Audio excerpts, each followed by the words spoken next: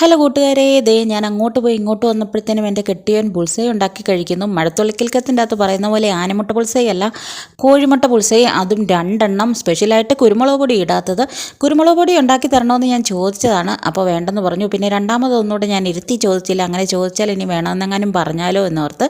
പക്ഷേ ബുൾസൈ ഞാൻ ചോദിച്ച് മേടിച്ച് കഴിച്ചു. അങ്ങനെ ബുൾസൈ എല്ലാം തീറ്റ കഴിഞ്ഞ് ഞങ്ങൾ ഞങ്ങളുടെ കുരുപ്പിനെ വിളിക്കാനായിട്ട് പോയി. അവന് എക്സാം ആയിരുന്നു, ഉച്ചവരെ ഉള്ളായിരുന്നു.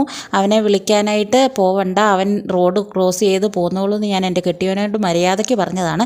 പക്ഷേ ഓടിപ്പോയി അവനെ കൂട്ടാൻ നിന്ന് എൻ്റെ കെട്ടിയവനെ അവിടെ ഒറ്റയ്ക്കിട്ടിട്ട് അവൻ ഓടി വന്ന് കാറിൽ വലിഞ്ഞു കയറി.